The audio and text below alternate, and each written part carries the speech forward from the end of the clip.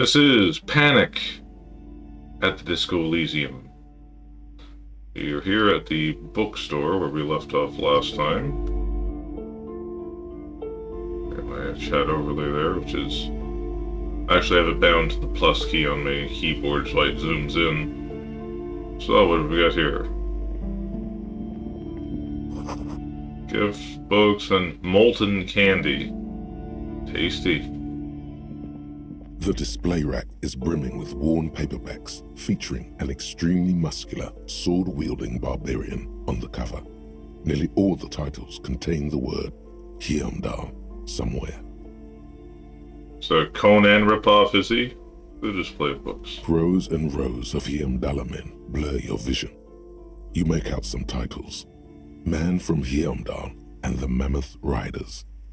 Man from Heimdall, Return to Heimdall. And the solipsistic Man from Heimdall and the Heimdall Man. Any Tower of the Elephant? Good God, how many are there? Maybe 100.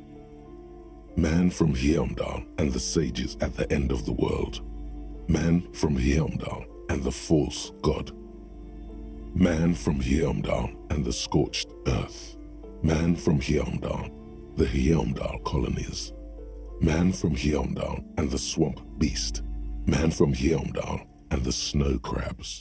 Is that all? Not even close. Oh. Man from Heimdall in hell. Man from Heimdall and the forest of slaves. Man from Heimdall under the lake. Man from Heimdall, Heimdall burning. There's even the Trial of Death, a pastoral combat game book set in the world of Heimdall Man, and so much more. Really? The pain threshold. I need books call out to me.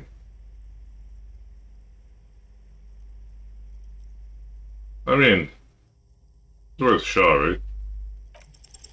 Nothing of interest. Only silence and the cosmic background pain radiation. Points the pain threshold to open this white check. Oh, you lied to me. Sorry, keep telling me about the Muscle Man books. Oh, Man from Heimdall. A very popular series of adventure novels. They're awfully immoral and violent books. But it's popular. Blood and violence, scantily clad women, epic narratives, all those mystical things he encounters. They're bound to grab those with little imagination and nothing to do. Sounds good. What should I start with? What does it matter? They're all the same. However, the customer is always right, they say. If you're a novice of the series, I'd recommend Heimdall Man, the Man from Heimdall. It's supposed to be a good introduction to the series. $9. 9 real, I should say. Think I am made of real?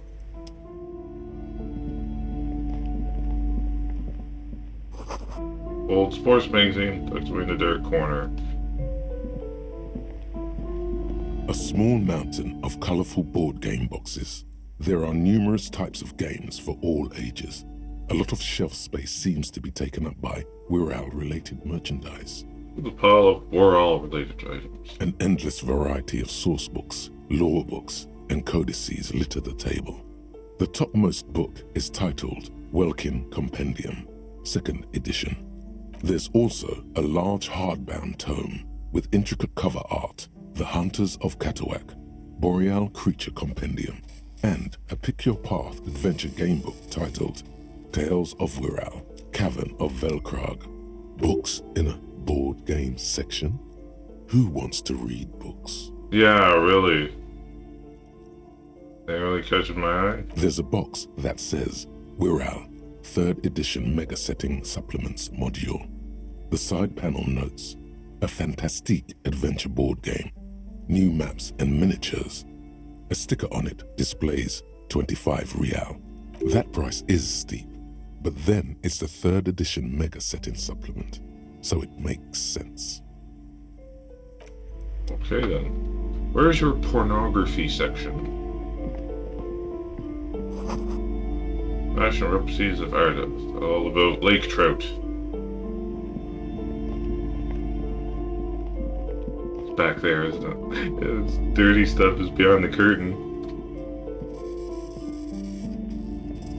These shelves are overburdened with books from the same series. You see the name Dick Mullen over and over. That's the famous cop they were using to make fun of me when I lost my badge. A couple of spook novels hide amidst all the detective books. Thrilling tales of spycraft and daring do. The display books. Crime fiction is a disgrace. An asinine misrepresentation of the physical attributes of the arduous everyday work of actual police officers.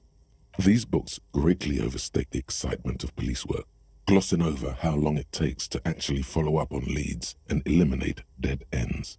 What's more, they completely ignore the psychological hardships of year after year coming into contact with people during the worst days of their lives.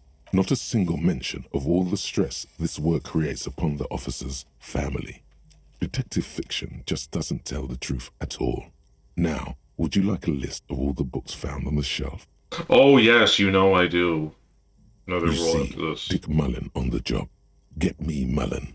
The Stalwart Adventures of Richard P. Mullen. Dick Mullen and the Murder in the Orchard. The Sordid Affair of Dick Mullen. Mullen meets the Olsen twins. A killing is declared. Dick Mullen in the murder house. The final case of Dick Mullen. An obvious lie. Dick Mullen in the clock tower. The ordeals of Dick Mullen. Dauntless Dick. Ah, Dick Mullen's funeral pyre.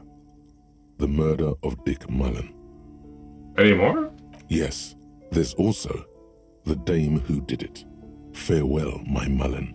Faking death seems to be a common trope in the Mullen series. The morbid tales of Dick Mullen. A dark tide turns. Tragedy calls for Dick Mullen. Another one with fake death. And, of course, Dick Mullen, the murderer. In order to catch a murderer, Dick Mullen must become the murderer. After all this, you still haven't found the answer to the one question that matters. Who is Dick Mullen? Who is Dick Mullen? Your quick eye notices a small caterpillar crawling across the spine of a book. The title reads, Dick Mullen and the Mistaken Identity. What do we have here? Mistaken identity? A worn paperback from Dick Mullen's classic hard-boiled phase. The premise seems to be that Dick Mullen is framed for the murder of his best friend and has just a few days to prove his innocence. Why does this speak to me? Am I going to kill my partner here? Could it be the motifs of unstable identities and shocking betrayals?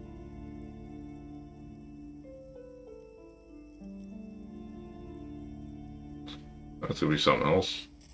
Perhaps you're drawn to the dark and noirish atmosphere. It's not that either. Is it because the smoking dame in the slinky red dress on the cover is giving you a hard-on? Yeah, that's not it. Yeah, this is the book for you. See the way she's suggestively holding that pistol? That's symbolism.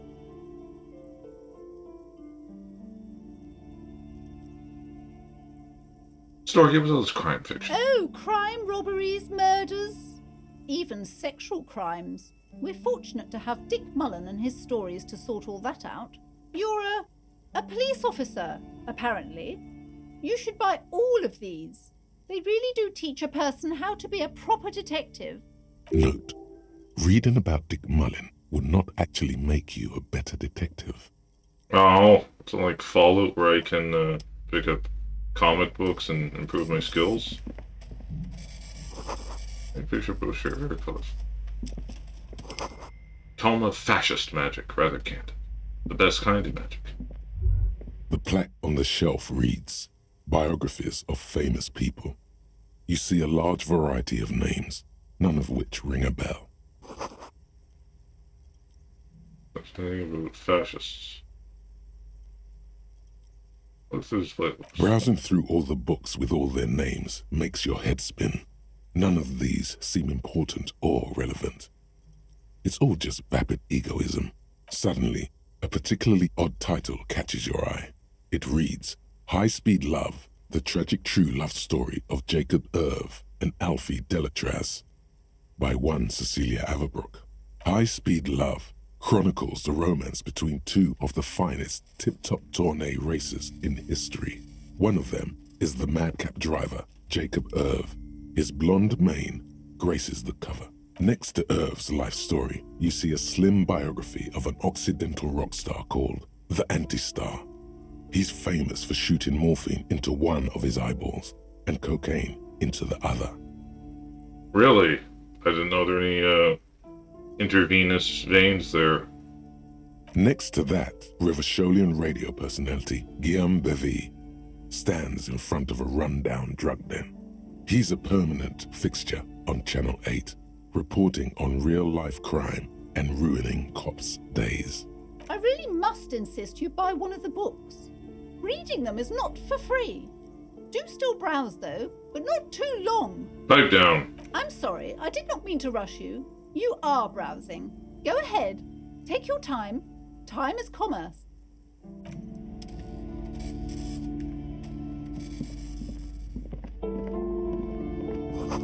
One of the boring books, just scared. This bookstore is not strictly about crime, romance, and biographies of famous people. There's also a wide range of paranatural literature.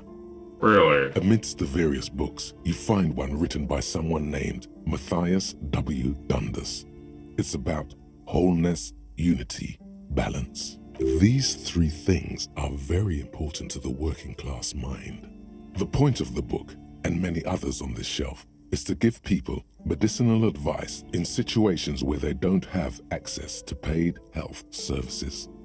Oh, how does that work? It serves platitudes, while also telling everyone that traditional medicine, the kind people don't have access to and which costs more than this book, is garbage and would only give you cancer anyway, without even curing your cold or anything. Big pharma, I'm telling you. It's all about magnesium. Wholeness, unity, balance, on the other hand, can basically take care of anything. Though it is important to note, when it's up to your mind to heal yourself, then it's because of your mind that you're ill in the first place. Is there anything else? The book features chapters on topics such as how to find magnesium. It even lists plants you can harvest magnesium from. How to continue drinking if you're an alcoholic who has destroyed his liver. And Did I write this book? there's even a chapter on the ancient Seraïs tradition of using duck gallbladder preservatives to treat and prevent sexually transmitted diseases. Pre and post factum apply. Nothing worth buying. Okay. What's these, storekeep? Sir, please, no browsing in that shelf. That wisdom is not for free. I can't have you end up, like, opening a police store next door and stealing my customers. Oh, no.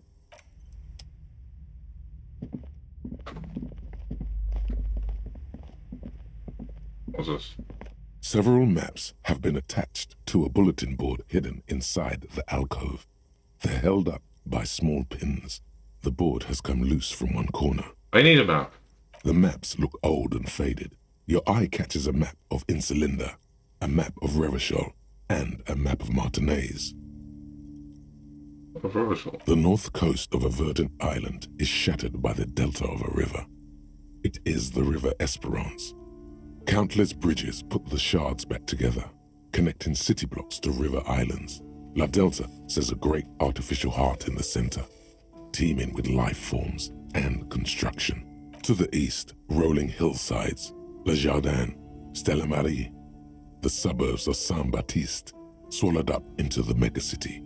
They sound rich to you. This is Revachol East. Hudon, it's somewhere to live, not bad. Then there's Jamrock. It's bad. People shouldn't live there, but they do. Oh, I do. Then Forburg. It's almost as bad and much larger. Then Coal City. It's the worst. Martinez? It's so small you can't even see it on the map. No, wait. There it is. North of Jamrock, the strip of coast next to the Greater Revachol Industrial Harbour. It looks downright despondent. It's almost Coal City, to be honest. I buy these maps? I'm sorry, officer. The map of Martinez is the only one available. The other two are not for sale anymore. And besides, you could scarcely afford them. Really? They're quite valuable, though they might not look it. The map of Martinez is 90 cents, though. Why is it so cheap? That old thing? It's an out-of-date map of a tourist location that never was nor came to be. From when some design studio people tried to spruce the place up 4 or 5 years ago. They also renovated the horse statue, set up those coin-operated viewers, and designed the new street lamps. The place does not look like a successful tourist trap, does it? Well, what happened then? They didn't get that far, for some reason. A shame the project never got going. Would be nice if someone fixed Martinez up. All these ruins are bad for business. It would be funny to steal it, but... Goodbye, your Martinez. Always good to be informed of your surroundings.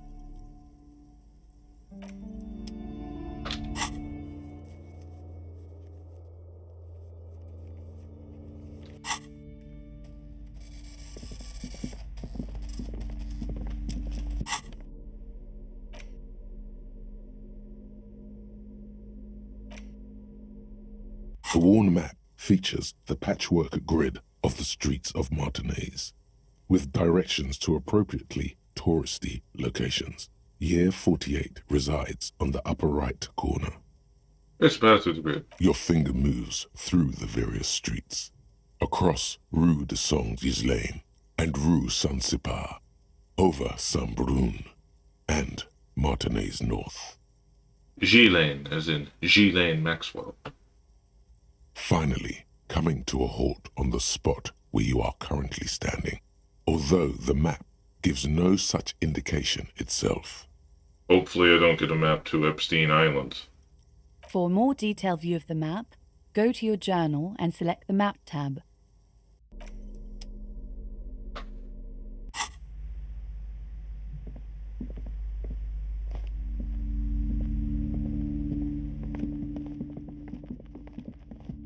You see a set of tattered curtains blocking the way to another room. A strange cage-like trinket dangles from the curtains. Excuse me, officer. The back room is strictly for employees only. Okay, so the trinkets. You see some kind of charm, an irregular polyhedron assembled from bones, sticks, and straw. Inside, a disturbing fish head with empty eye sockets stares at you. Good drug lab back there, don't you? This is a traditional Seminese ward, meant to provide protection against ill luck, bad dreams, curses, and other supernatural scourges. And who are the Seminese? Inhabitants of Ile de Fantôme, the Seminine Islands down south. Ghost Island? Aside from poking at it suspiciously, there is nothing else to do with the fish head charm at this time. The curtains remain shut before you. Behind the curtains. Nothing. Now please go back to browsing the books. Don't you feel compelled to look at the books? The books are all you care about. She speaks almost as if she's trying to put a spell on you, urging you to buy more books.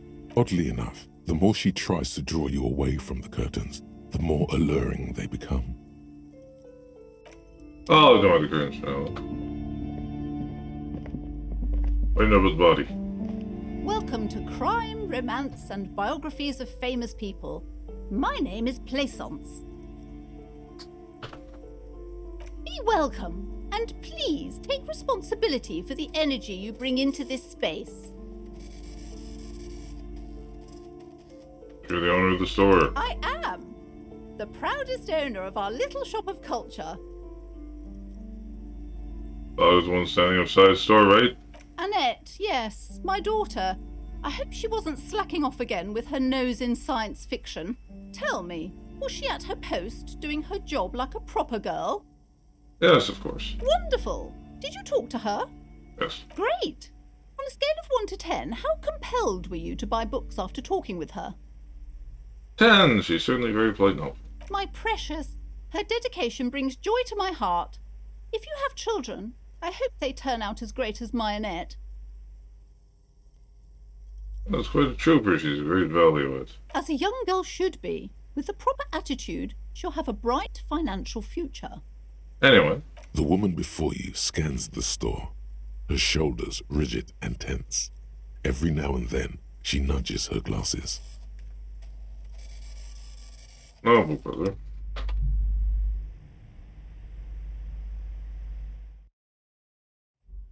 Leave, map in hand.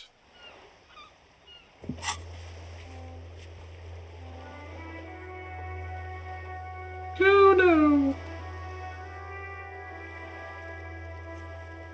Oh, I need to actually record your...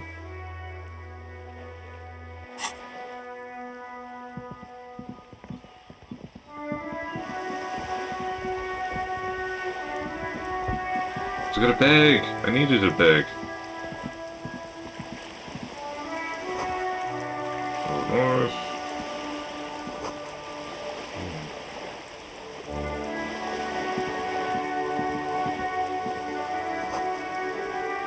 Oh, Tibbs has windows. What's this? Oh, that's a viewfinder thing? This coin-operated viewer is facing southwest. Its coin slot is full of fossilized bubblegum, rendering the machine permanently inaccessible.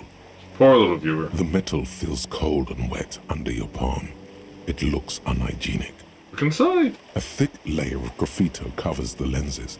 You spell out the word Onuk written on the other side, with N and C scribbled backwards. That's Kuno on the lens. Ah, little bastards. Oops, backwards. Under the graffito, a sea of blues and greys appear. Behind the water lies a coast studded with concrete and reeds.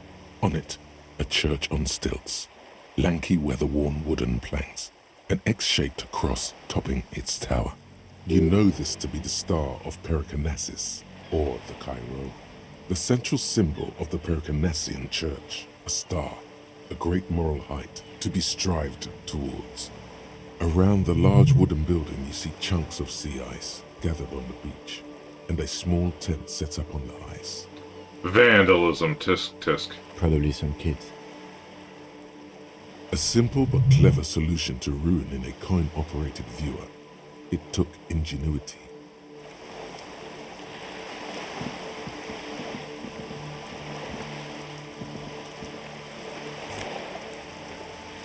Hello, plastic bag. I now have a bag. There's no stopping us now, folks. It's the wheel of seabirds. Can I do the job, man?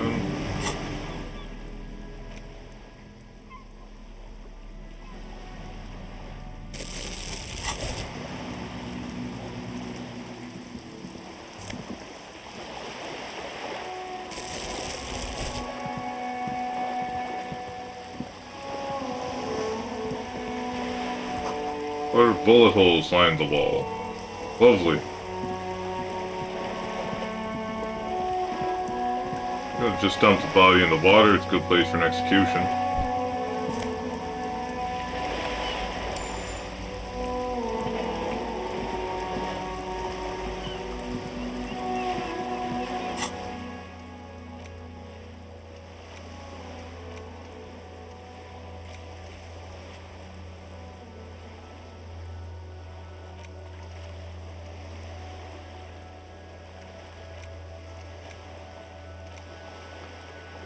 Like almost 1:30 in the afternoon.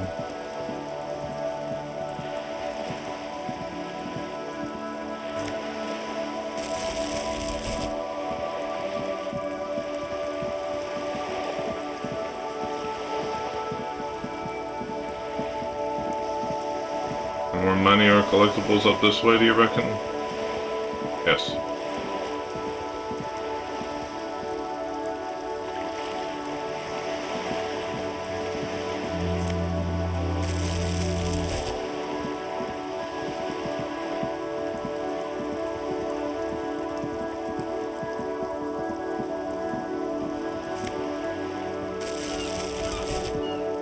All your plastic bubbles that belong to us. The apartments. Saint Julie.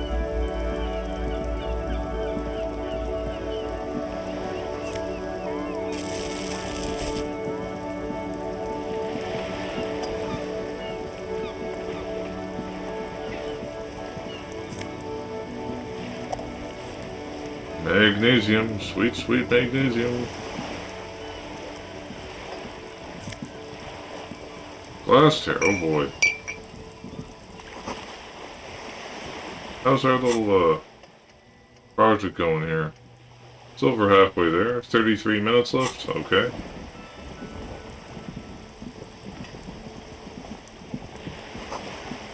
Look, Shana's recently painted.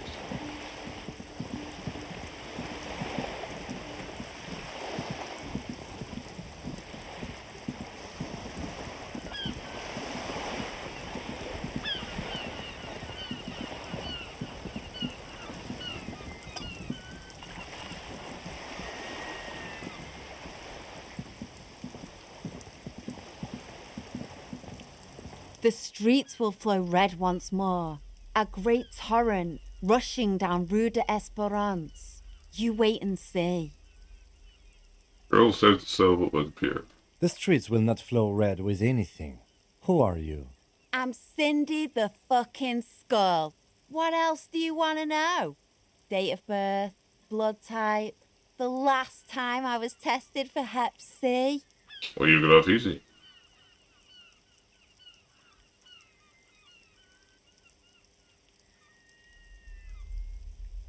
Where's your blood type and go from there? Go where?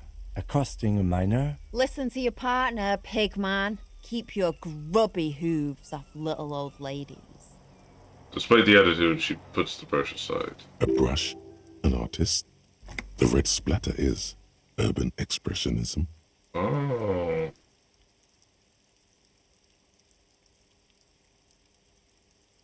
No, side, what are you looking at? The lieutenant furrows his brow at another one of your eccentricisms. You nod disdainfully toward the woman performing maintenance on the boat dock next to the pier. Hatred, disgust. It's difficult to tell which of the two is more present in her girlish features. The woman on the boat does not notice her staring. That is on her. Someone's got to keep an eye on her. Ozon is an archipelago 2 days' travel away from Rivershock. Its moneyed residents, used to posh restaurants and upscale boutiques, rarely have reason to visit Martinez.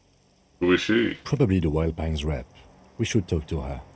She's a professional negotiator, though. I have the feeling she will be very cooperative while telling us nothing. You should take the lead. Ask her unexpected questions, Do your thing. Don't be afraid to get a bit wacky. Throwing her off is our best bet. That a fact. Good idea, piggies. Run along now. Fuck her shit up good. Impound that boat while you're at it. I'd like to watch her swim back to Ozon. How about the recent murder? I ain't no snitch, pigstein. What I thought. Go forth and forage in someone else's shit. No shortage of squealers in these parts. Actually, there is a shortage of people who talk to us in a normal, calm, informative manner. We weren't put on this earth to make your life pleasant, fucko. Catch you later, Cindy. Watch your back, ungulate. You've got eyes on you.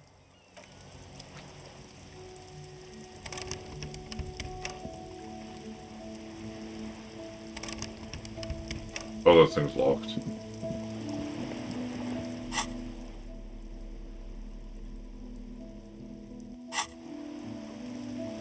Can I, pry it open or something?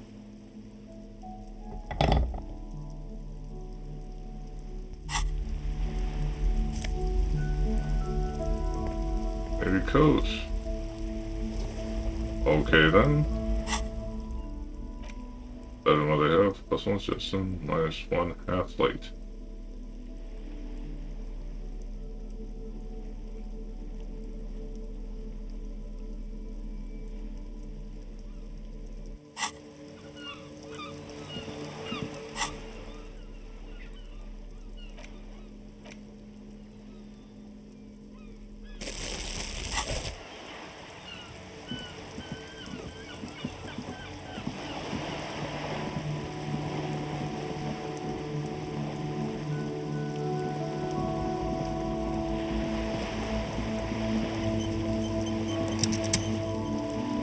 Tell us what you know, you old bag. A striking woman leans against the cabin top of her sailing boat, smiling as you approach. Her green raincoat glistens with droplets. A silk scarf is tied around her throat. Good afternoon, officers. I'm Joyce. Extends her hand in greeting. Joyce L. Messier. I represent the board of Wild Pines, the owners of the harbour. You gentlemen must be from the RCM.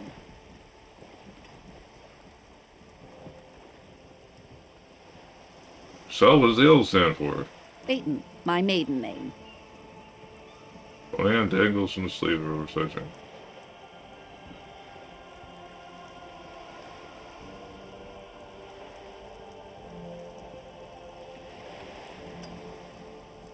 Give us away. Nothing, honestly. I've said it to every drunk in town, and you're the first one who's responded. Relax. She meant it in jest. Yeah, won't shake hands. I'm glad to see you here. I was dispatched to handle a strike, not a lynching. Anything I can do to assist the RCM in this matter, I will, gladly. That is good to hear, madame. My colleague will take the lead on this interview. I should let you know that he is recovering from an unusual medical episode. Very unusual. But I can assure you of his ultimate competency. Ultimate. There's a trace of irony in his voice. Mischief, even. This is a tactic. It happens quicker than a shooting star. But did the lieutenant just wink at you? Coming on to me. How interesting. I wish you a swift recovery. In the meanwhile, you have my full cooperation, and the full cooperation of the Wild Pines group. So much, can I have some money? Is what you want to say, but it isn't that easy, is it? Look at that lady. Take a gander. Squint your eyes, bub. Fabrics. Why, yes. Tucked away under that sturdy green raincoat, almost rustic in its simplicity, a silk shirt and matching scarf around her gentle throat, while dull orange pearls hang from her earlobes, red from the cold. Her light green eyes scan you, full of knowledge and worry, wealth and all its possibilities. These are the kind eyes of the rich man that seem to say everything is possible. Oh? Within reason. Now look at you, you misery-clad simian, barely able to tie your own laces. Your armpits are lakes. A scythe of booze precedes you. Your hair sticks to your forehead, and your underwear feels uncomfortable. It is riding up a bit here, isn't it? You're poor. Poor as balls. You can't ask this person for money. You're too...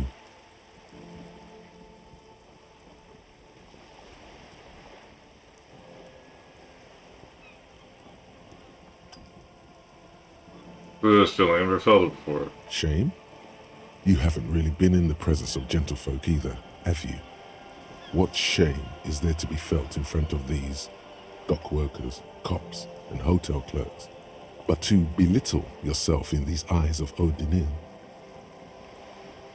As I was saying, if there's any way I may be of assistance, please don't hesitate to ask.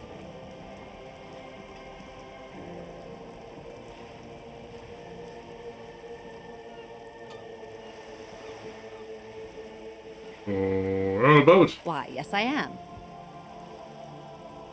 Green and white sails over it.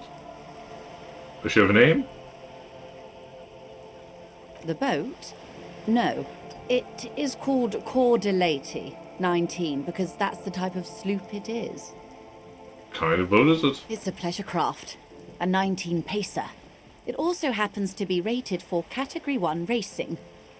Though these days I mainly use it for business. Ah, how do you like it? My sloop? I like it a lot. It's the eel's hips, baby. Is that a real expression? I'm enjoying this part of the interview.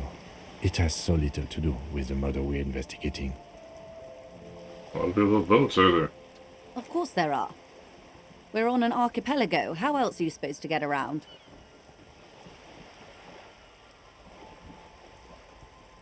Wait, we're an archipelago? Yes, we are. We are on Le Caillou. Oh, you, that bald bastard from the cartoon?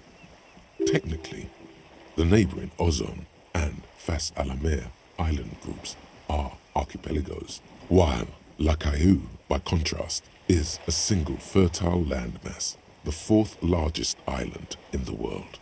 It is not an archipelago. Wait, I thought Lacaille was one big island. Okay, if you want to get technical, Ah. the point is we're all on islands here, and sail is still the most expedient way to get from one island to another, especially when you're in a hurry to resolve a strike. Okay. She nods attentively. I handle on the boat thing. Good. What do you do? Tell me about Wild Pines. What we do. I'm afraid I don't speak for Wild Pines as a whole. It's a giant undertaking. There was a touch of discomfort there. She wants to merely represent. So what do they do? The Pines' core competency is logistics. Container shipping, freight, that sort of thing. See those airships there, blinking? Those are the shipping side of things. And that is the terminal. Another subdivision deals with energy, oil and gas exploration, offshore platforms. The Wild Pines Group is one of the original Revacholian Indo-tribes. Companies awarded royal monopolies by the king, the suzerain himself, centuries ago. The king is long gone, but several of the Indo-tribes remain. Who are the other Indo tribes? Saint-Baptiste, Elysium, an unknown entity known as Brightest Star. You're in good company, it seems. Why, thank you. How many does Wild Pines have? I'm not at liberty to discuss the company balance sheet, but I can tell you that last year, the company booked more than 20 billion real in revenue. That's it, I thought Wild Pines was supposed to be big time. And to think, there are years when the group books losses in the billions. A wave hits the slope, she goes to the mainstay for balance. Wild Pines employs 72,000 people, all of whom have families that depend on their salaries. It is a tremendous responsibility. Where does Wild Pines get all these billions? They started as an exploration and cargo fleet conducting trade between the Samaran and Insulindian Isolas 250 years ago, when pine ships explored the South Seminese and charted Lomantang on behalf of the suzerain. Centuries of care, deliberation, and madness have gone into this endeavor. Vessels pass through the great unrest to re-emerge with apricots in tow. The logic of the system is totalizing. It's taken everything from its employees to build it. Well, it helps start out with the royal monopoly. You know more than you let on. Certainly it helped, but most of the original Indo tribes have failed or been absorbed. To survive, Wild Pines had to grow and adapt. No suzerain did that. With such a huge system all in a place like this. You mean aside from being the terminal's legal owners, who are responsible for moving 8% of the world's cargo?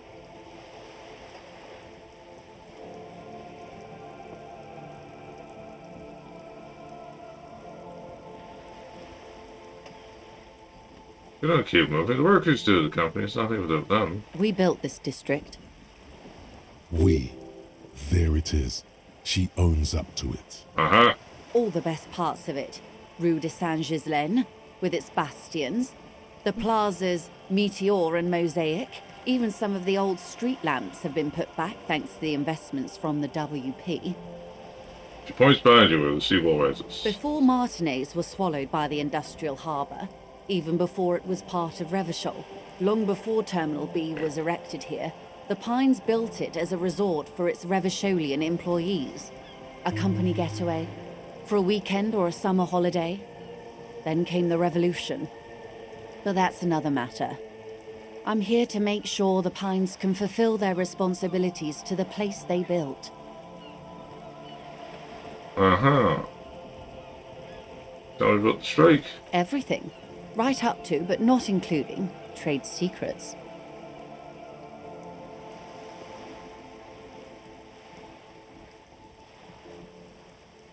Hey, what if I hear about trade secrets? First, you'd have to repeal the Emergencies Act of Trade in Elements. That gives me the right to silence.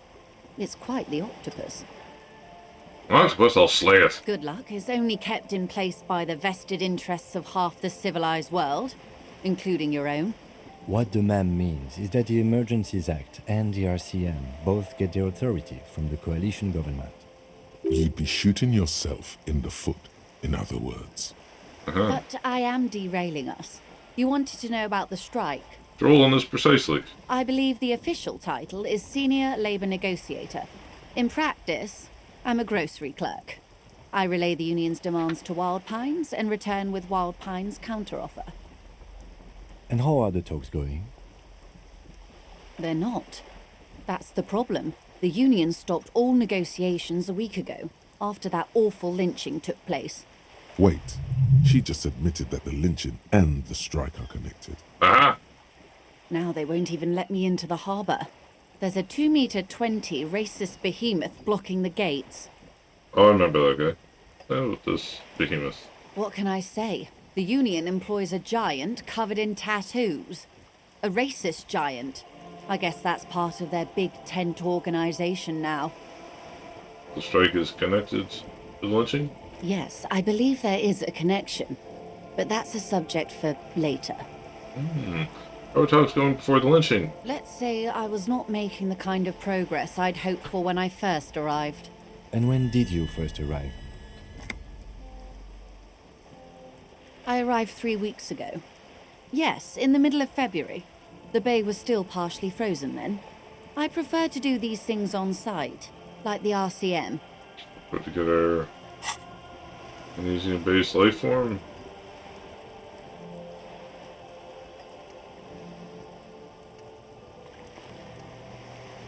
Okay.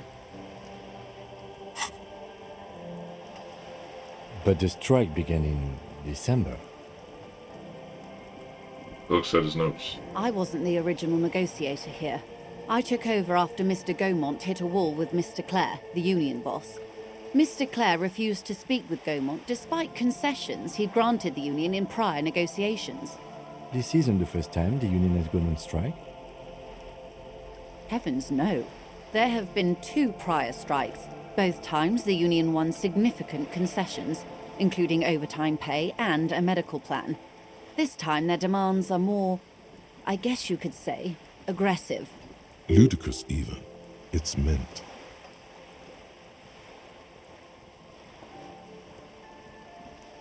Oh, this Gaumont. Mr. Clare told him to... how did he put it?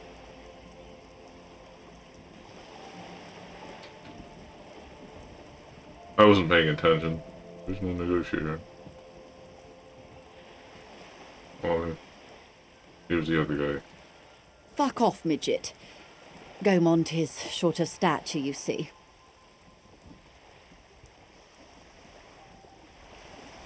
Not cool. Keep in mind, this is a negotiator Mr. Clare has worked with before, and who was more than fair with him and the union. Well, this union boss, Mr. Clare. Everard Clare is a man of the utmost integrity. If you can say one thing about him, it's that he always puts the interests of the workers first. Of course not. Everard is fantastically corrupt. I imagine he has a thick, viscous goo where you and I have blood. Not enough magnesium, that's his problem. If you were to prick it with something sharp, you could see it oozing out. A knife, maybe? No, a rapier.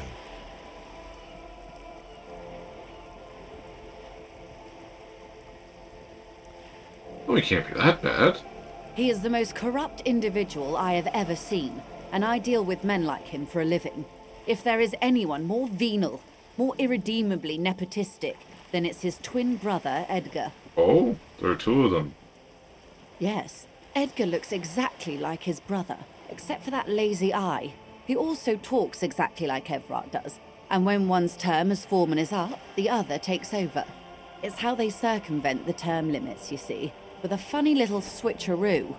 While in office, they've embezzled God knows how much of their workers' dues. What about the union itself outside the Brothers Clare? The Débardeurs Union was once a perfectly normal institution. 20 years ago, anyway. It must not have been easy to establish under the Emergency Act, but they did it. I can respect that. Organized labor at its best, as they say. Then something happened in the local chapter elections. The brothers Clare came and transformed it into a... how do you say? She hesitates, looking for the right expression. A mob. The debardeurs are a crime syndicate. Sad as it may be, I suspect we'll be forced to cooperate with them. Refreshingly honest, officer. The company has tried appeasing in the past, but I'm afraid our concessions have only emboldened Everard and his brother. And your opinion, detective, if I may ask? I'm a curious and talkative person, you see. Would you say the Debardeurs Union is...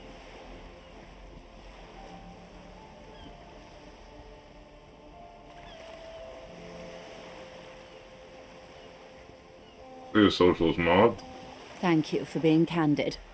Sadly, Wild Pines have cooperated with what amounts to a crime syndicate for 2 decades. However much you feed the wolf always hungers. What are their demands? There are leaflets everywhere, and banners. What did they say again? Oh yes, every worker, a member of the board. Most of the workers probably don't know what that means.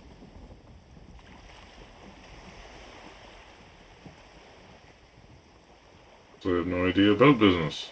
In its defense, another said, demand democracy. Pretty tame stuff compared to every worker, a member of the board. Most of them probably don't even know what that means. Fortunately, they explained it.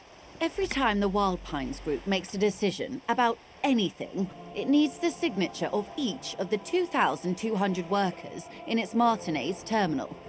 Just so you understand, this is but one of 22 terminals owned by Wild Pines. Essentially, not only are they kings of the company, they are also kings of the 72,000 employees of Wild Pines Group. Pretty funny, I have to admit. They're having a blast. But how can they afford it? After 4 months, my assumption was they would prefer a more practical solution. What are you gonna do? I'm not sure. Naturally, I assume that was just their opening position, a hard-nosed tactic with a side of mockery. But there's been no follow-up, just the same nonsensical slogan repeated over and over again. And now, people are getting lynched, I hear. Behind the whirling in rags.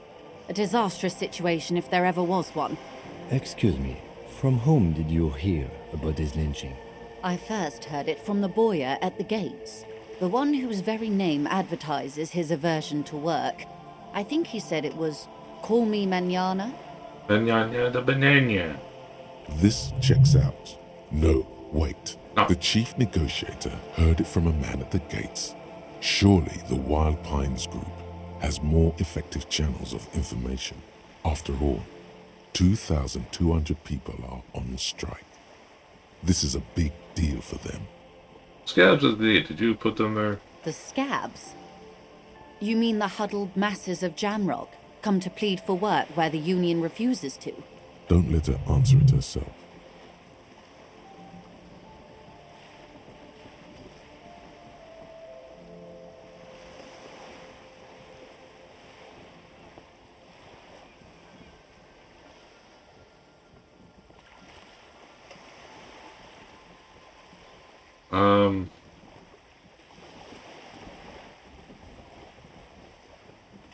Strikebreakers, put them there, right? If these strikebreakers were organized by Wild Pines or its affiliates, then it would be a company secret. I could not share it with you. Not yet, at least. It's implied. She's open to discussing this matter with you at a later occasion. Okay. One more thing, you said something happened in the elections? I'm glad you asked. There was a woman, the previous forewoman of the union. She disappeared. Disappeared? Yes. On the last day of the local chapter elections, her daughter phoned in and said she wasn't running anymore, or coming to work. Ever. End of story. End of story. This forewoman, her name? And what would her name be? Sadly, the company records do not even give a name. She's just forewoman in private correspondence, Holly. I don't even know if it's a sir or given name, and I don't have access to the Union's files. Eerie. Downright haunting, if you ask me. The Wild Pines suspected foul play, but what could they do? It was a Union matter. The point of the presentation is, these kinds of things happen around the Clares. Watch out when you're dealing with him. Thank you for your concern, ma'am. We'll be just fine. That's all I need here. Let's change the topic. Of course. How else can I help? About the lynching. Quite a few things, I'm afraid. The information I'm to share with you includes sensitive trade secrets. For the sake of my employer, I have to ask for your names and badge numbers. Yeah, about that. Of course, ma'am. We should have introduced ourselves. I am Lieutenant Kitsuragi from Precinct 57. And this is my colleague from Precinct 41. I'm afraid he doesn't have his badge at the moment. I hope mine will suffice. How curious. Why is that, Detective? Our partners told you I recently suffered an unusual medical episode. My lost badge is related to it. I see. So, are you saying you lost your badge during the course of this episode?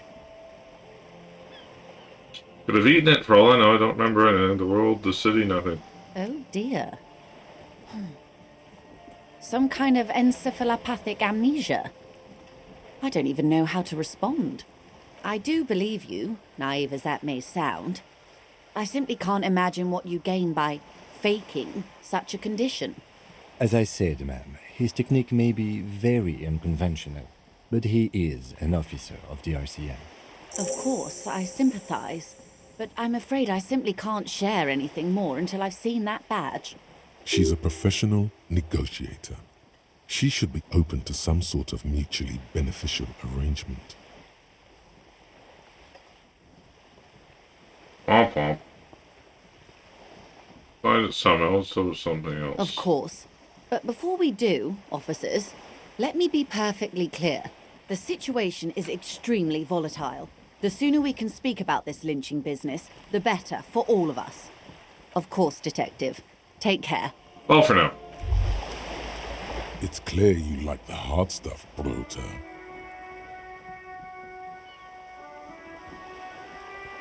What's my lower intestine going on about? Lower intestine? The term is metabolic and circulatory system. Okay, what about the hard stuff? Fascism, Brota. What is fascism, though? Many things, but it's mostly about trusting your gut. Who does your gut tell you is the source of Revachel's problems?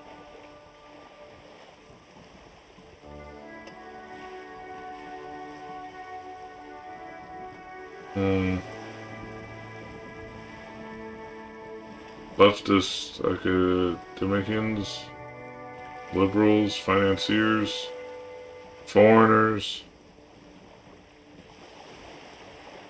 We'll say liberals. Yes, them. But women. Oh. Women. Men of war. You don't like them. They're insane. Their idiocy needs to be scrubbed off this world with rubbing alcohol. Woo men need to go back to the fucking kitchen. That's what fascism boils down to. The rest is also important. But the main thing is that woo men need to know their place. What is that? I'm thinking of stomach seizure? Stomach truth. You're having a stomach truth. How are we getting this? Because you've said the hard things that others won't say. The good things, you've said them many times. Oh.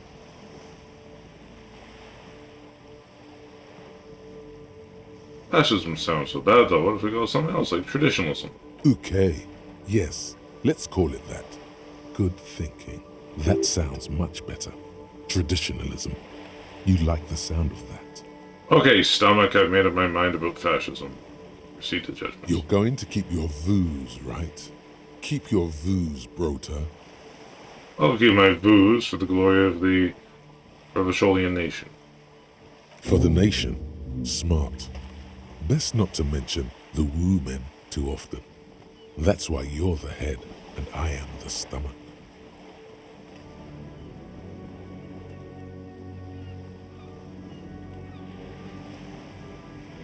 Patterson. Magnesium-based life form. We tell them, hell no. You're about to become a magnesium-based life form. The age of the primitive carbon man is done. No longer must mankind rely on slow-working background radiation to take us further into our genetic destiny. This is the era of guided evolution, and magnesium is the key. You are the first of your species. The next step in human evolution. An advanced magnesium proto-man who mags it up, drinks it down, and sniffs it sideways. I am the fascist magnesium Ubermensch.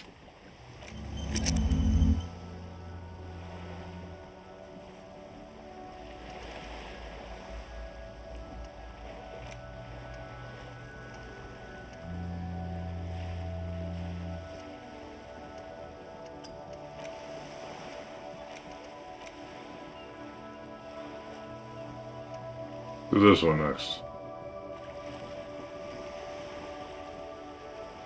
I'll give you a +1 encyclopedia.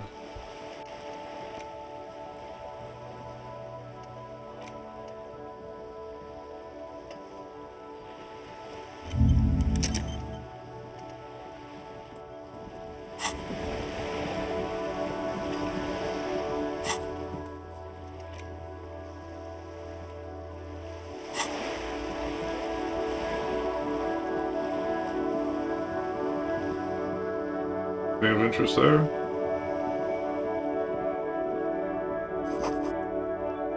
Motorcycle repair and repair that will lose to something.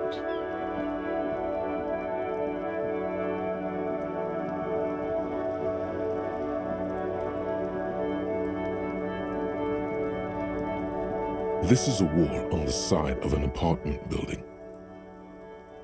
Neat. Right.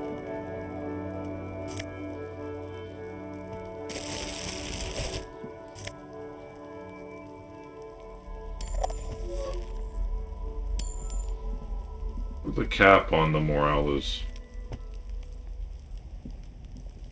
Are you trying to sneak up on me? Come to slit my throat in my sleep? Apparently, she doesn't like people standing behind her back. Logic error. She is not sleeping right now. Pig's come to take me out. Trying to snuff me out. Are you sleeping right now? Don't get fucking clever with me, pig. You think you're so clever.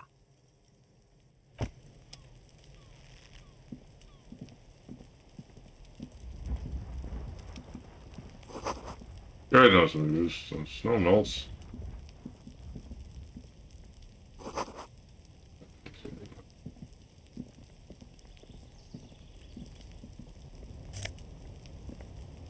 Orange bum hat. Nose fit.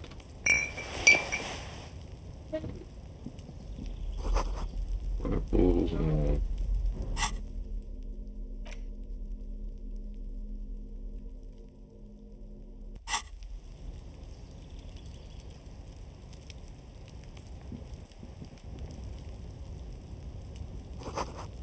His clothes were down suspiciously.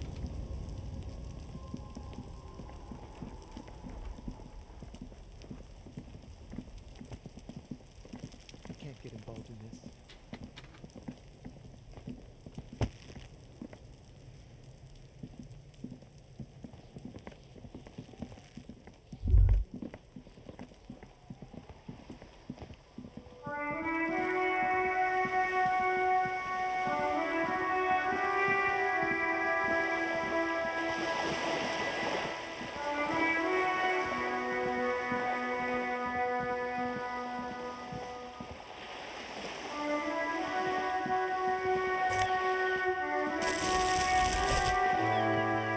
Oh, the other one. Get the other one.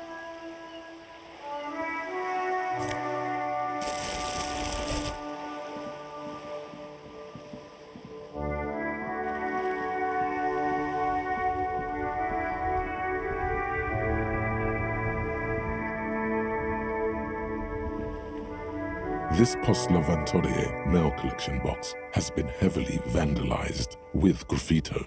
A closer inspection reveals 2 bullet holes in the front. A faint sticker on the side reads, RCM Emergencies Desk number 8102, with a slogan, Mankind, be vigilant. But now loader it was. Had it with my bag, apparently. The box seems happy. Eat shit pig, Does. fucked by the coon, and St. G with a crown have been scribbled on it.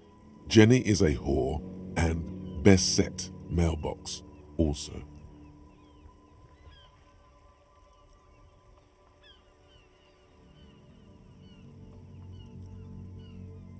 Been there, Postal Ventura, mail collection box, been there. The mail collection box seems cathartic, thankful even. So do you. You shudder. Then you swallow.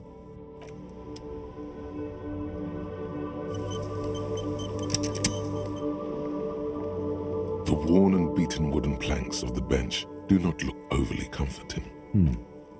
We can sit on benches after we've solved the murder. You can revisit the bench if you ever need to pass the time when Lieutenant Kitsuragi is gone.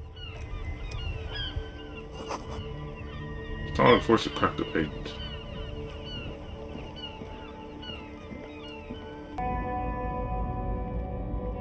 Memorial? An old monument stands in the middle of the traffic island, pointing toward the sea. It looks as if it's been reassembled piece by piece, secured and mounted in the air with the aid of numerous ropes and rods. Who's this? A silver plaque on the statue's pedestal reads, I am Philip III, the Squanderer, the greatest of the Philippian kings of Revachol, son of Philip II, the opulent, father of Philip IV, the insane. As you look up, you notice something about the statue. There are some odd indentations on the king's chest piece. What did this king do? Even by the standards of the Philippian kings, old sumptuous Philip was known for his profligacy. Well, In what he way? blew through the whole national treasury, starting the decline of one of the penultimate century's greatest superpowers, the suzerain of Revachol. His own maladministration foreshadowed the fall of the monarchy. During the anti-centennial revolution, an end to his family line and the monarchy on the Insulindian Isola. How did he manage to blow through the entire national treasury? Stories have it that he had his bedroom converted into a treasure chamber, where he stored unfathomable wealth. Krugerrands, bars of gold, ornate weaponry, armor, and various chalices. He called it the Sol Aurum. It was obscene. There were whispers he slept on a huge pile of gold-dipped feathers, like some obese dragon, instead of a bed, like a normal person. Well, not comfortable.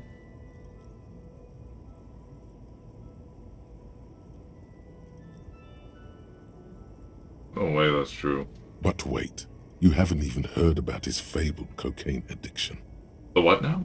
You see, old Philippe wasn't just good at squandering the national treasury on gold and ceremonial weaponry, he was also a prodigious snorter of nose candy.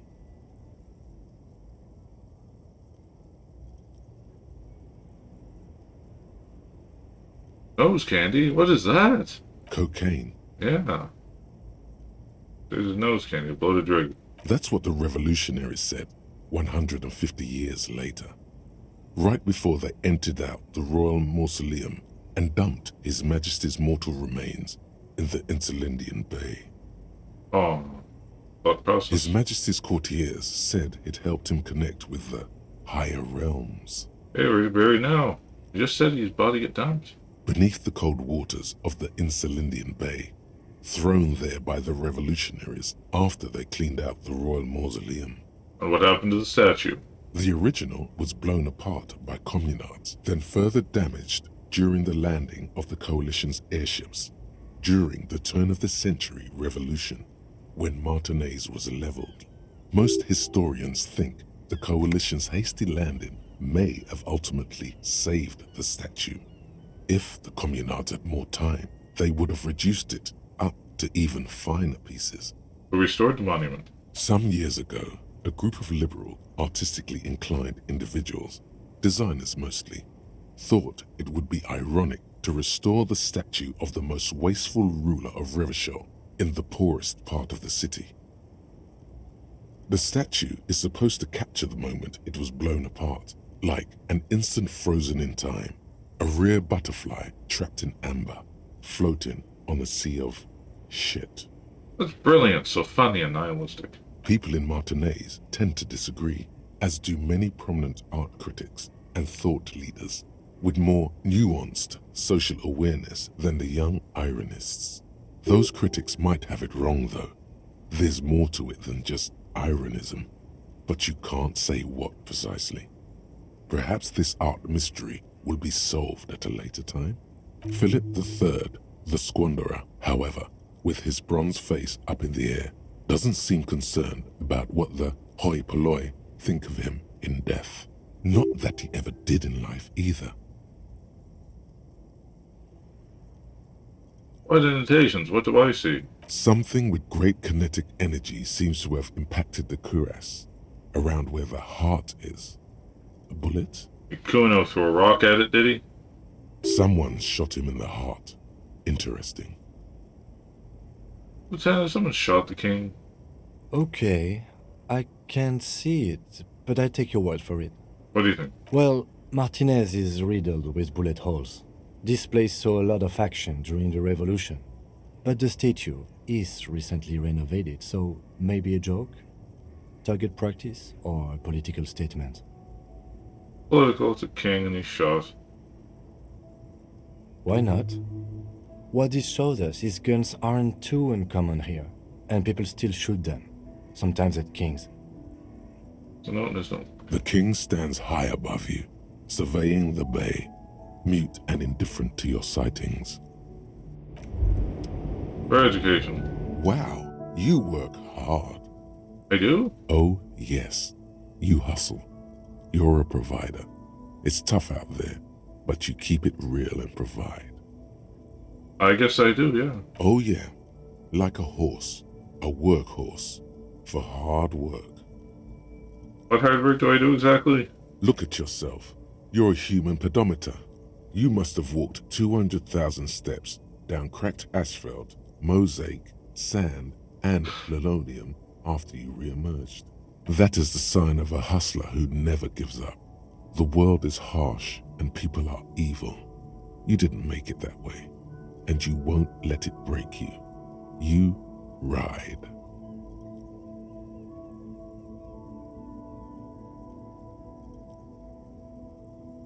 Do I? Fuck right till I die, bitch, sir. That's just what it's like. Life and death. But you got gills on your side, baby. Got those black papers with the faces of the innocents on them. You bring in the Franco-Negros and the Solas. Oh yeah, pimping ain't easy. It ain't easy, but you do it. Day in and day out. You didn't make the rules, but you won't lose.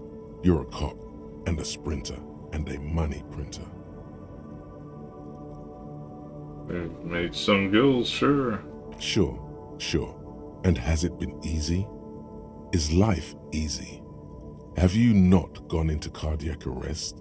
Are you not about to have an anxiety attack or shoot yourself in the mouth? But you still hustle 24/7, ride or die. Now, ask yourself, are you rich? I wouldn't say that. That's right. You work harder than anyone. You almost rode yourself to the grave and you're still practically a hobo. Why is that?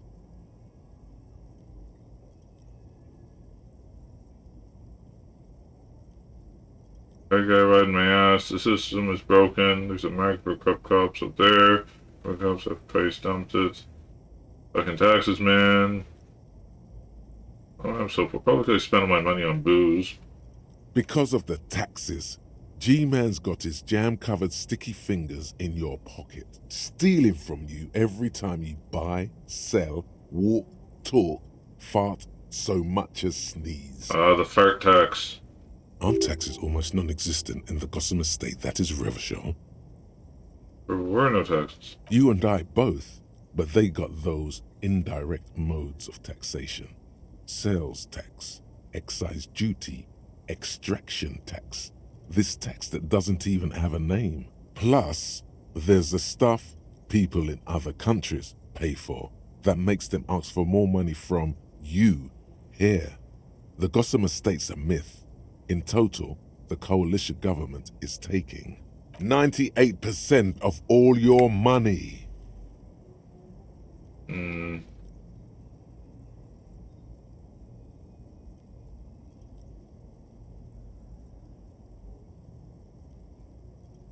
Sure seems like a big number. What are you not sure about?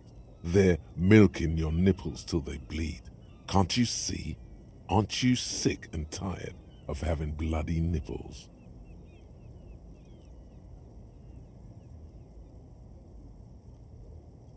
To solve my money problem, it's only making me a free market type. What are you, a racist? Don't be a racist. Be a cool immigrant, ultra-liberal free market advocate. Ride or die. Keep it street. Dude, have you seen my Twitter page? This guy's appropriating the emerging Boogie Street lingo as part of his sales pitch for the free market economy.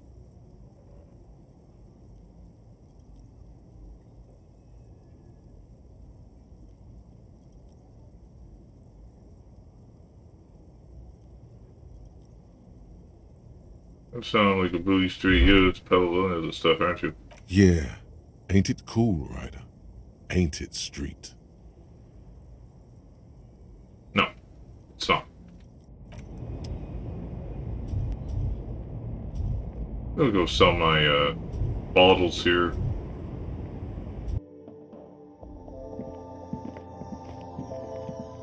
The tear machine stands in the corner. A sign says, 1 bottle equals 10 cents. Your bottles clunk into the machine, and the money appears with a satisfying jingle. You're a richer man now. Bitchin'.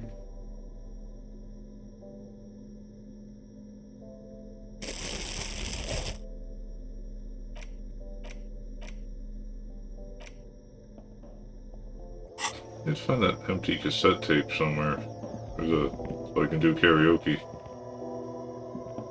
You see several packaged raincoats fill a low shelf beneath a display of croissants and juice bottles. The raincoats are transparent, except for the big Fritta slogan on the back. The packages are small, discreet, sloppily stacked, making them easier to take unnoticed. No need to worry about knocking over a display. What's that? What is what?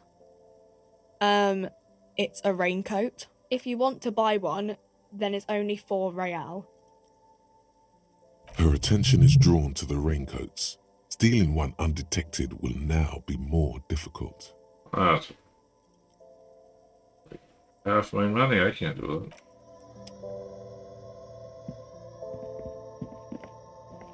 What's the medicine counter, is it? Or is it? What's that? A colorful display of cigarettes and alcohol bottles line the shop wall, inviting you closer.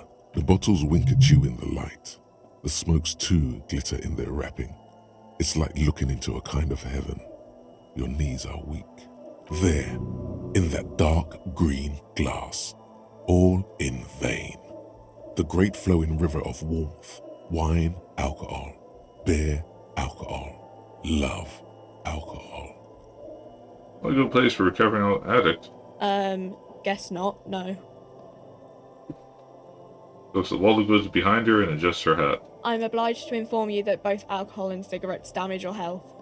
But I guess you already know that.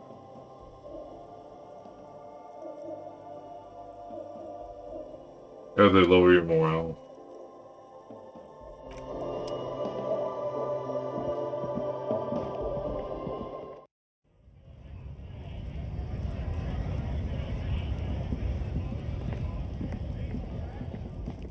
I wonder if we can get into like that back door where the Union was at.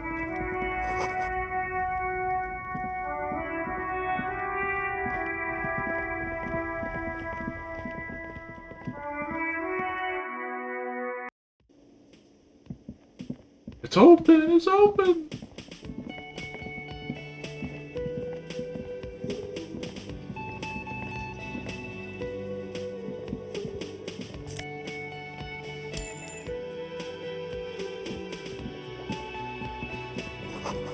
They're drying the smell of chemicals and pine trees. Lovely. It is just to smell like a car. What spices, alcohol, and tomato hangs? A thin man is smoking below an exhaust hood, occasionally sipping from his mug. This must be the Whirling's cook. As you step in, he nods toward the table and says something in a completely foreign language. The only words you can make out are Garancy and Quebec. Okay, it's definitely not his name. Whatever you do, please don't call him Garancy Quebec. Please, it's not funny.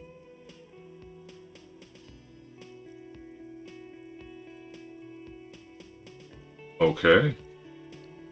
So, your time for few questions. The man puts his cup down and replies something, his left hand drawing arcs in the air.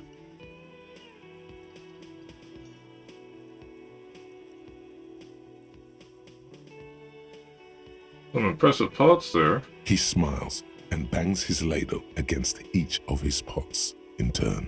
It's almost like music, especially with the sounds of assorted dishes boiling and simmering on the stove. What do we speak? Revacholian and Revachol. Speak Revacholian?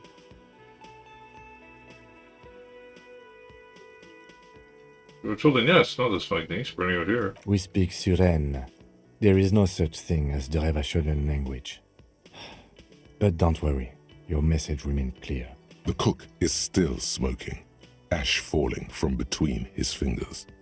His hands are large and clean. Good thing he didn't understand a word of your stupidity. Yeah, so they're masculine.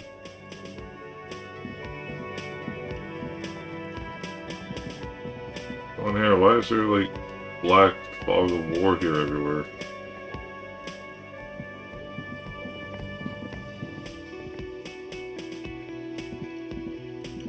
You see a heavy steel door with a prominent dimple lock. It's painted blue. Touch the door. The cobalt blue surface feels rough to touch. The stainless steel door is flush with its frame on every side. Old cobalt paint, rough on the fingers. 40, 50 years since this was painted maybe. It leads to a side building, adjacent to this one.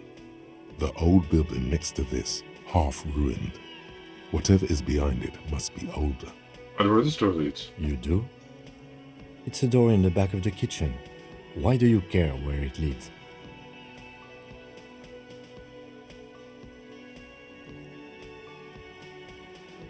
Ooh, I found something pertinent in the investigation. Yes. I suppose it's worth seeing if we can get in. Just to be thorough. As a side investigation. It's hardly a side investigation. You already have a name for it.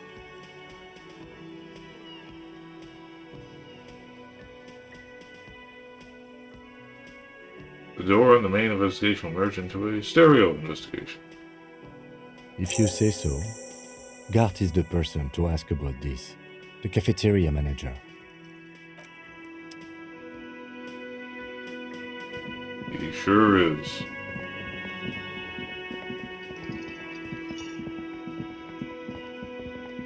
Can I help you?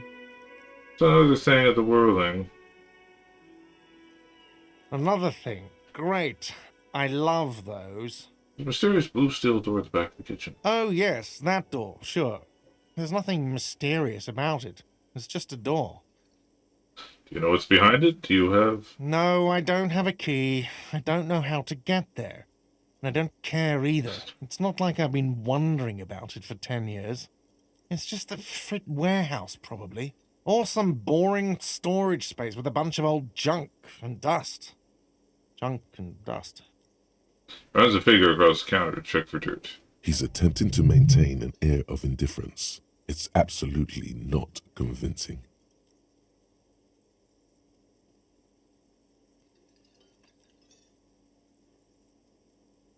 Pretend he's indifferent. Indifference. You know what's back there. Fine, okay, a little. But my job doesn't leave me time for wondering about one locked door in one of the cafeterias I manage. So, I haven't opened it. I have cleaned the whole place 100 times over, though, after the animals. And I haven't found a key, so good luck with that.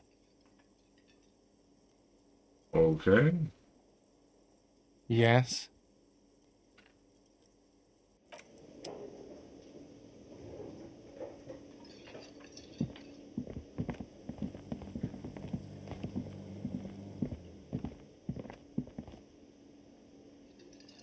Seriously, can you back there?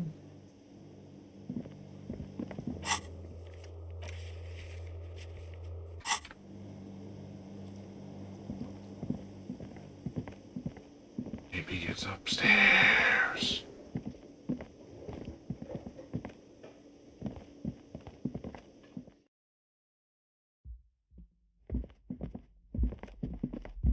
Oh, she's gone.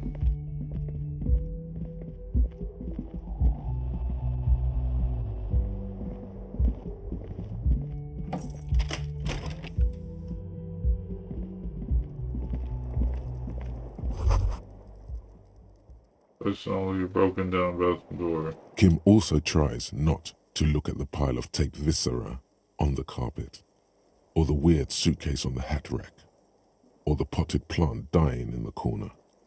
But it's all just too morbid to ignore. The man is finding it hard not to trip on the tape, and not to send any of the bottles rolling across the floor, where unidentifiable sludge makes it hard for him to breathe. Smells of vomit in here.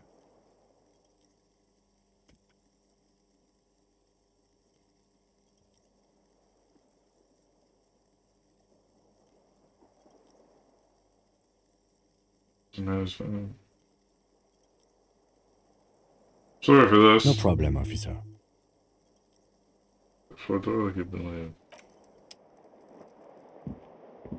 The bed is cold and not particularly inviting, but it's yours. The sheets look awful.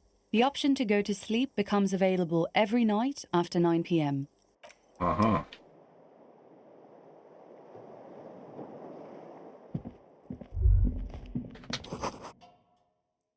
It smells in here. I've sent a poet.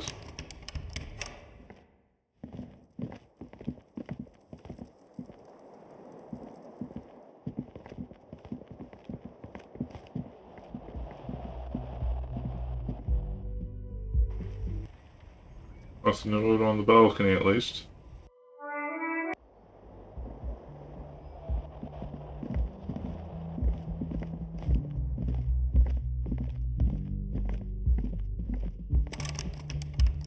Worth a shot.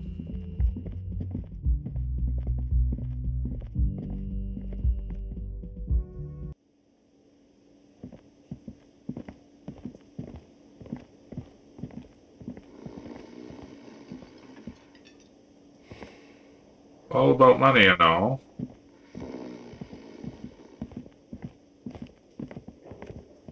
Hello, sweetie. Oh, it was small. Wait, who's Sweetie? Does that mean you like me? You're a handsome man, officer, with your mustache and your chiseled jaw and that silly dimple on your chin. But dear, you're not for me. I'm too old and too married besides. Ah. You must forgive me. I'm getting so scatterbrained. I completely forgot to introduce myself. I'm Lena. My husband Morel and I are staying with our friend Gary just down the street, but I come here for tea when they're away. Really? This Lena is wacky enough for the motley crew. Hire her on the spot.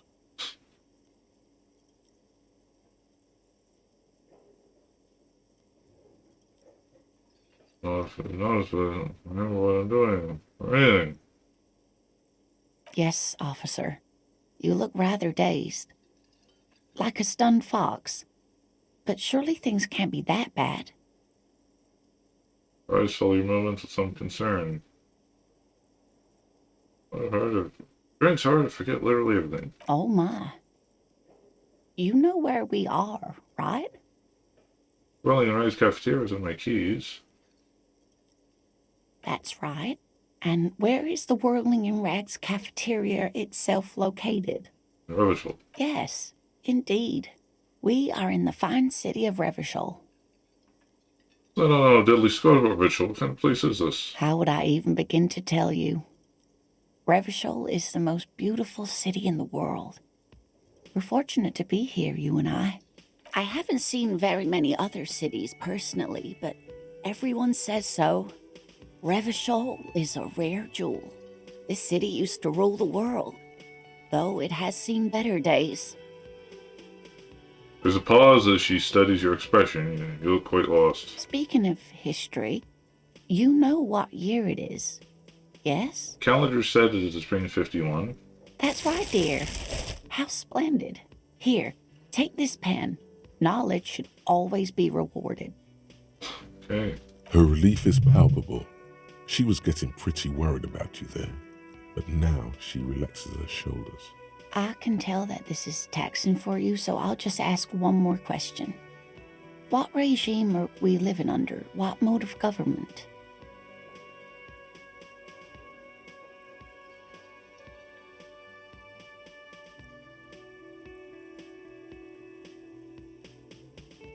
Radios with the libertarian viewpoint. The dictatorship of the proletariat, but something tells me it's not. But an intelligent machine for calculation the freest market and badass visionary.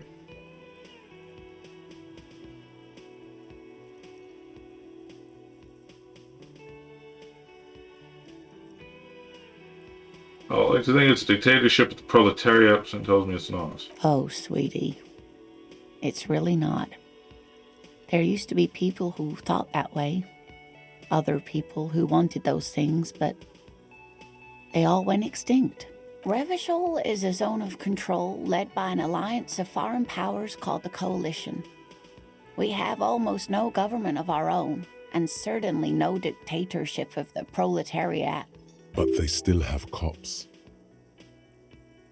Well, government, look at their cops. Oh dear. And you were doing so well. There aren't any cops in Revachol, not in the traditional sense. The status of law enforcement has been a complicated matter since the revolution. Revolution? But we should stop for today, sweetie. You look like you need a break. Besides, I'm not the best person to explain the big things to anyone. She's scared now. She's realized you really are brain damaged. How did I do? You were doing quite well up until the end there. It does look like you're having trouble remembering things. History and places. Remembering reality in a word. It's very odd. A sigh. The lieutenant buries his nose in his notebook. But maybe a fresh set of eyes is what the world needs. And while I'm no doctor, such bouts of amnesia are often temporary, so I wouldn't worry too much. What's the revolution you mentioned? A defeat, I'm afraid. The people of this archipelago tried to build something new, something different. The rest of the world didn't like it, so they came and ended it. This was 42 years ago. What does that have to do with there not being any cops? It has something to do with everything. I really don't know how to explain it better. Tell me more. Someone more educated in sweeping matters. Maybe you should ask. Turns to the lieutenant. No. No. I'm not an encyclopedia. I won't be a guide either. I'm a detective. Okay, then. Of course. Then I don't know. Someone rich, maybe? Wealthy people are educated. Though I don't know where you would find a wealthy person in Martinez. That's a good point. This doesn't look like Rich Central. The lady on the boat.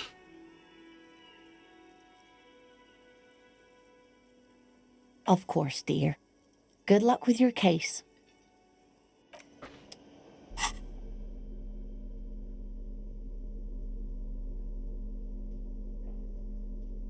Yeah. 9 green 8 pen. Okay. There we are. Uh-huh.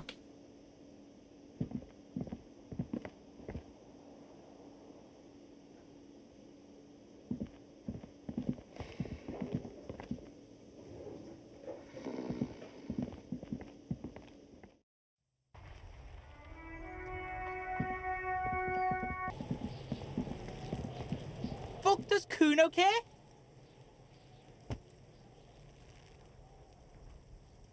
The fuck do you want with it? What's the pig head in your shack, man? Oh, that? Kuno decapitates pigs. That's just a Kuno demo tape.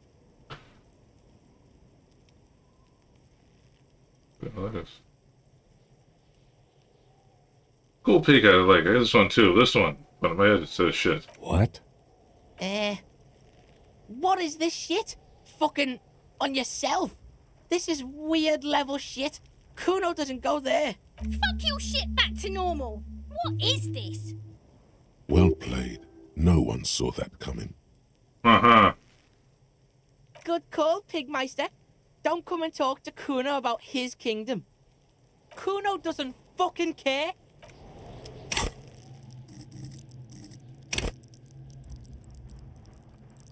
Oh man. Exploitation. Visual calculation. Let's do this before the law. Authority.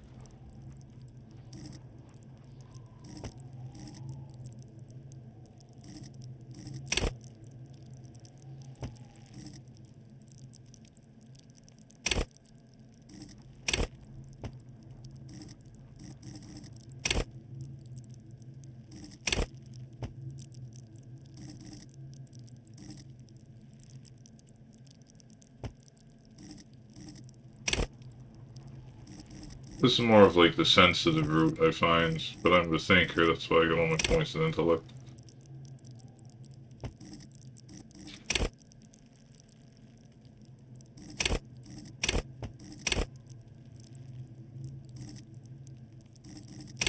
Rhetoric might be good.